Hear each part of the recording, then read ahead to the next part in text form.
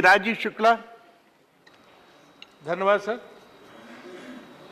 उप सभापति जी, second round में बोलने का जो सबसे बड़ा फायदा होता है कि सदन की भावना क्या उसका पता चल जाता है कि ज्यादातर लोग क्या कह रहे हैं। तो अगर हम एक दो वक्ताओं को छोड़ दें, जैसे हमारे सम्मानीय सहस बुद्धे जी या एक दो लोग और हैं, उनको अगर छोड़ दें तो पूरे सदन में दो बातें निकल के आई हैं। सबसे अजीबोगरीब बात यह है कि विदेश नीति पे सब सरकार की आलोचना कर रहे हैं ज्यादातर लोग, विदेश मंत्री की सब तारीफ कर रहे हैं। सब करें विदेश मंत्री जी तो अच्छी हैं, लेकिन सरकार ने सब गड़बड़ किया। ये भी नहीं अच्छा है, वो भी नहीं अच्छा, उन्हें पूरा मौका नहीं मिल रहा है, उन्हें काम नहीं करने दिया जा रहा, उनको सिर्फ ट्विटर का विदेश मंत्री बना दिया, लोगों की मदद करने का विदेश मंत्री बना दिया। उनका असली से जो होनी चाहिए वो नहीं है, सिर्फ ट्विटर, लोगों की मदद करना, ये सब चीज के लिए उनकी गुडविल की तारीफ हो रही है। लेकिन सरकार की विदेश नीति की इतनी कड़ी आलोचना शायद पहले ही कभी सदन में हुई हो। और कुछ लोगों ने तो इस तरह की बातें कही कि आज हमारे साथ कोई नहीं खड़ा है, ना पड़ोसी देश है, ना कोई महाशक्ति है, ना कोई दूसरे देश है। सबसे एक बिल्कुल जैसे एक जनरल रिश्ता होता है, सामान्य रिश्ता किसी भी देश का हो सकता है, उसी तरह का रिश्ता है। जबकि पहले हमारी विदेश नीति में था कि पुख्ता लोग हमारे साथ मजबूती से खड़े होते थे। सबसे पहली बात जो उसमें से निकल के आई कि एक तो सब पड़ोसी देशों से हमारे रिश्ते बिगड़ चुके हैं। आज ये पहली बार सिचुएशन है कि दो बॉर्डर्स पे कॉन्फ्लिक्ट की सिचुएशन है।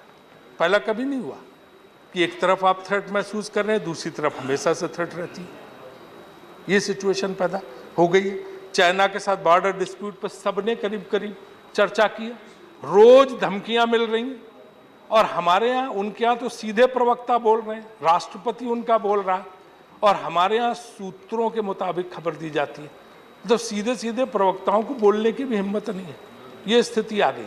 अगर आपको ये था कि चीन से कॉन्फ्लिक्ट लेना था या टकराव लेना था, तो आप फिर खुल के उस ढंग से लेते। ये क्या है कि आप जो है कह भी रहे हैं कि ठीक भी है, डिप्लोमेटिक तरीके से हो जाएगा, सब हो जाएगा। तो ये जो वातावरण बना हुआ है चीन के साथ बहुत खराब। या तो आप जो है चाइना बेल्ट एंड रोड जो इनिशिएटिव था उसको बायकॉट करने की जरूरत ही नहीं थी।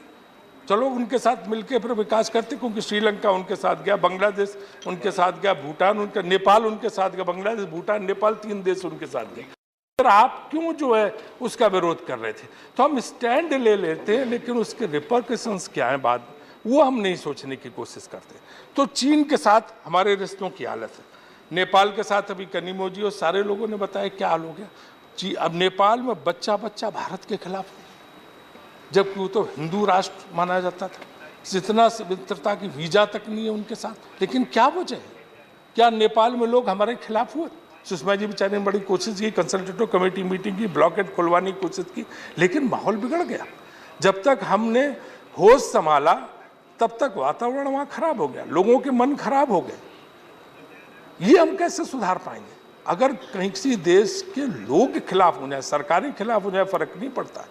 अगर आम जनता खिलाफ हो जाए तो उसको सुधारना बड़ा मुश्किल होता है। ये नेपाल के साथ हम करके बैठे। बांग्लादेश के बाद अभी तक वाटर ये रिवर डिस्प्यूट हमारा चल रहा है, उसको भी पूरी तरह नहीं सुलझा पाए। और जो बॉर्डर डिस्प्यूट था वो हमारी सरकार जो है 3 बार उस बिल को लाई, तो उस समय आप लोगों ने विरोध किया था और करवाया भी था। मंत्री के हाथ से कागज भी खींचा गया था, मैं था पार्लियामेंट्री अफेयर मिनिस्टर, बचाने की कोशिश किया। लेकिन जब आप सत्ता में आपको लगाई तो बहुत अच्छा था, आपने तुरंत उसको पास कराने की कोशिश की, हम सब ने मदद की, क्योंकि देश हित में था। लेकिन 2 साल लटक गया, उसकी वजह से भी हमें बहुत नुकसान हुआ। इसी तरह से श्रीलंका के सब लोग कह रहे हैं कि चाइना के प्रभाव में धीरे धीरे आता चला जा रहा। वो श्रीलंका, वहाँ के लोग कहाँ के हैं? या तो तमिलनाडु के हैं, और या फिर उड़ीसा और बंगाल के लोग हैं जो सिंगलीज थे। किंग अशोका की जो डॉटर थी उसने जाके श्रीलंका बसाया था। हमारे अपने DNA के लोग हैं, लेकिन हम उनको भी संभाल के नहीं रख पा रहे। मालदीव, मुझे याद है कि जब मालदीव में कू हुआ था तो राजीव गांधी ने यहाँ से सेनाएं भेजी थी। उसके बाद जो यहाँ से पत्रकारों की टोली गई तो उसमें भी मैं गया था। वहाँ पे मालदीव से हमारे ऐसे रिश्ते रहे, लेकिन आज जो भी हाथ से फिसल रहा है। तो एक एक करके जितने हमारी ये पड़ोसी दोस्त जो साथ में थे, भूटान बहुत स्ट्रेटेजिक महत्व है उसका, लेकिन हम आज क्या है, कहीं उसको वो भी हमारे यहाँ से खिसक के चीन की तरफ न चला जाए। तो ये जो सारी सिचुएशन है कि ये देश जो ऐतिहासिक तौर पे हमारे साथ थे वो भी हमारे हाथ से फिसल रहे।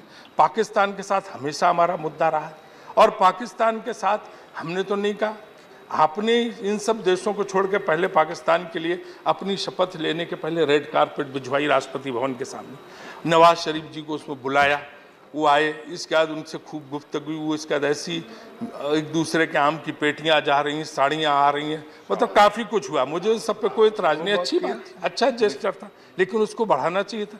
उसका असर क्या हुआ कि हमने उस चीज़ को भी नहीं। पाकिस्तान में एक चीज़ समझिए, यहाँ जनरल वीके सिंह साहब भी बैठे हैं, वहाँ हमेशा दो सरकारें चलती हैं, एक डेमोक्रेटिकली इलेक्टेड सरकार होती है, दूसरा उनका जो सिस्टम है जिसमें आर्मी का बहुत बड़ा रोल होता है। तो किसी भी गवर्नमेंट को दोनों सिस्टम्स के साथ जब तक आप ताल्लुक नहीं रखेंगे रिश्ते में, तब तक कुछ नहीं होगा। जब भी कोई डेमोक्रेटिकली इलेक्टेड गवर्नमेंट को इनिशिएटिव लेती है इंडिया के साथ, वो सबोटाज कर देते हैं, वो आगे बढ़ नहीं पाता। इसीलिए उनके बीच में एक हाइटस रहता, कम्युनिकेशन गैप रहता कि प्राइम मिनिस्टर वाजपेयी जी के साथ क्या हुआ था। वाजपेयी जी बेचारे गए, बस लेके गए, वहाँ मिले, खूब मीटिंगें हुई, नवाज शरीफ के साथ इतना बढ़िया, हम भी थे उसमें। और वो इसके बाद उसी समय कारगिल की तैयारी हो रही थी, कारगिल में लड़ाई हो गई क्योंकि जनरल खिलाफ था, जनरल हाथ मिलाने भी नहीं आया वहाँ पे। तो ये जो है वहाँ की ये विडंबना पाकिस्तान की जो एक स्पेशल सिचुएशन, इसको आपको समझना पड़ेगा और उस हिसाब से आपको पाकिस्तान के साथ रिश्ते बिल्ड करने पड़ेंगे। अब आज हो गया कि उस समय तो आप लोगों ने चूंकि विपक्ष में थे, इसको मार दो, इसको ये कर दो, एक सर के बदले में 11 सर तमाम बातें यहाँ पे बताएंगी, हम होते तो ये कर देते, अब आप आ गए, अब आप कुछ नहीं कर पा रहे। अब रोज वो 2 जवान, 3 जवान, 4 जवान, 5 जवान मार रहे हैं, लेकिन हम कुछ नहीं कर पा रहे क्योंकि जो है मेजर तक मार दिया। कश्मीर का बिल्कुल बुरा हाल है, ये स्थिति कश्मीर नीति को देख लो, पाकिस्तान के साथ रंग करके बेहद बुरा हाल है हमारा। लेकिन हम समझते हैं सरकार की मजबूरियां क्या होती, लेकिन हम कुछ कर नहीं पा रहे क्योंकि अगर, और आलोचना आपकी क्यों हो रही है, अगर पहले बड़ी बड़ी बातें ना बोली होती जब मनमोहन सिंह जी की सरकार थी तो ये आज आलोचना सुनने को न मिलती। तब ये लगा कि ये आएंगे तो पता नहीं क्या कर देंगे, जब आए तो अब कुछ नहीं कर पा रहे। तो वो सिचुएशन के लिए आपको उस आलोचना का सामना करना पड़ रहा। और जरा सा एक सर्जिकल स्ट्राइक आपने की जो पहले भी होती थी, लेकिन ऐसा लगा कि पता नहीं क्या हो गया। रक्षा मंत्री आपके तब तो नहीं गोवा चले गए, गदा लेके आगरा में खड़े हुए, गदा पूरा हाथ में लेके हमने पता नहीं क्या कर दिया। जैसे कि पाकिस्तान से युद्ध, इंदिरा गांधी ने पूरा जो है युद्ध लड़ा, पाकिस्तान के साथ जीता, 90,000 की सेना का समर्पण किया, कभी गदा लेके नहीं गई। जगजीवन राम जी उस समय रक्षा मंत्री थे, हमें उन्हें गदा लिए कभी नहीं उस समय दिखाई दिया, जबकि उन्होंने जीत लिया था युद्ध। लेकिन यहाँ सर्जिकल स्ट्राइक पे गदा ले लो, तो धन्य करो जनरल विक्रम सिंह का, उन्होंने बोल दिया कि तो पहले भी होती रही हैं और यूपीए सरकार के दरम्यान में हुई थी 3-4 बार, तब जाके मामला ठंडा हुआ। तो ये जो मीडिया के चक्कर में पड़ते हैं आप लोग कि जितनी पब्लिसिटी बस मीडिया में कराओ, जल्दी जल्दी चैनलों को दो, इसको दो, वहाँ वाहवाही हो जाए, अंदर कुछ काम हो चाहे, ये मीडिया का जो मोह है ये मार देगा, ये नुकसान कर देगा। इस मीडिया को मोह को थोड़ा सरकार में रहते हुए त्यागना पड़ेगा। जब आप विपक्ष में रहते हैं तभी बहुत की बड़ी ज़रूरत होती है, क्योंकि आपको अपनी बात कहलानी है, छपवाना है, चैनलों पे दिखाना। जब सरकार में आते हैं तो सिर्फ मीडिया में हर चीज़ में पॉइंट स्कोर कर लेना कभी मदद नहीं करता। एक एक्सटेंट तक मदद करता, लेकिन सिर्फ उसमें हर चीज़ में वाहवाही। अब जैसे होता है कि जैसे अभी तक कोई विदेश नीति नहीं थी, अभी तक भारत का विदेशों में सम्मान ही नहीं था, पहली बार भारत का सम्मान बढ़ा। अरे आप अमेरिका राष्ट्रपति की बात करते हो कि उन्होंने ये किया, उनसे बात हुई, टेलीफोन पे चाय पे बैठे। अरे आप कैथरीन फ्रैंक की किताब पढ़िए, जवाहरलाल नेहरू जी को अपने जहाज में अमेरिकन प्रेसिडेंट अपने फार्म हाउस पे छुट्टी कराने ले जाता था। अमेरिकन प्रेसिडेंट भारतीय दूतावास में इंदिरा गांधी से मिलने आता था और प्रेसिडेंट उनके आए थे, उनका लंच पे अपॉइंटमेंट था और इसके बाद वो वहाँ पे बैठे रहे, बात करते रहे। डिनर का टाइम हो गया, वाइस प्रेसिडेंट को आना था, लेकिन फिर वो उस पूरे डिनर के प्रोटोकॉल को चेंज किया गया, हाँ, कि उसको प्रेसिडेंट के ऑनर में किया, ज्वाइंट बाई वाइस प्रेसिडेंट। तो ये जो है इस तरह का सम्मान होता था। वर्ल्ड में कहीं कोई डेवलपमेंट होता था, भारत की उसमें कोई भूमिका हो या ना हो, लेकिन उसमें जवाहरलाल नेहरू, इंदिरा गांधी, इन सबको संपर्क किया जाता था। मैं इन्हीं की बात करता हूँ। जॉर्ज बुश का खुद स्टेटमेंट है डॉक्टर मनमोहन सिंह के लिए कि ही कंसीडर्स हिम एज हिज गुरु, क्योंकि उनकी इतनी नॉलेज है। तो ये सारी चीज़ें जो है ये होती नहीं है, ये कोई नई बात नहीं है, ऐसा लग रहा है। और बेचारे हम इन लोग क्या करें, हमारे जो साथ के हैं उनको ऐसा बताया जाता तो भी समझते हैं कि पहली बार भारत में सूरज उदय हुआ, इसके पहले सूरज था ही नहीं, अंधकार था, कहीं कुछ था ही नहीं। तो ये होता है, इसमें कोई नई बात नहीं है कि पहली बार ये सब हो रहा है। ये होता है जो इस तरह के प्रधानमंत्री की भूमिका भारत की रही और बड़े बड़े यहाँ से राष्ट्र नेता रहे, आज जगह जगह गांधी जी, किसी गांव में भी चले जाओ आप, इंदिरा गांधी के बारे में बात हो, देखिए आप पर रुक जाइए, हमारा नोटिस है, बाकी जिनके 4 मिनट थे उनको 20-20 मिनट बोलने दिया और हमें आप 10 मिनट पे रोक रहे हो।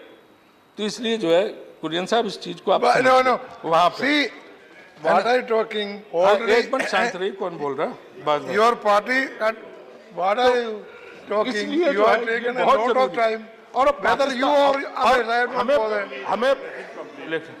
हमें हमारा तो नोटिस है, हमारा तो ओरिजिनल नोटिस उन लोगों में से है जो बिना नोटिस वाले तो खूब बोल गए 20-20 मिनट हमारे में। आप हो सकता है आप कॉफी फिर से पियाइए प्लीज चेयरमैन से। तो पाकिस्तान को हमें समझाने की जरूरत है। This is indirect insinuation and allegation. नहीं सर, सॉरी सर, पाकिस्तान को भी समझाने की जरूरत है कि दुश्मनी एक कदम 2 कदम, तुम भी थक जाओगे हम भी थक जाएंगे, यही चीन से भी कहने की जरूरत है। तो अगर आप उस ढंग से चले तो निश्चित रूप से वातावरण सुधर सकता है। अब आज हमारे साथ कौन है, ये बात रामगोपाल जी ने, आनंद शर्मा जी ने अपने भाषण में शुरू से ये बात उठाई वहाँ पे कि जब 71 के वार का उन्होंने जिक्र किया चेयरमैन, डिप्टी चेयरमैन सर, और उसमें उन्होंने कहा कि जब वो 71 का वार हुआ इंदिरा जी ने सबसे बात की, पूरा मुस्लिम वर्ल्ड इंडिया के साथ खड़ा था, एक मुस्लिम देश भी पाकिस्तान को नहीं मिला जो पाकिस्तान के साथ खड़ा हो जाता। तो जब 71 का वार था एक भी मुस्लिम देश पाकिस्तान के साथ नहीं खड़ा हुआ, भारत के साथ खड़ा हुआ। ये हमारी तो वो आपका बिल पास, देखिए कमिटमेंट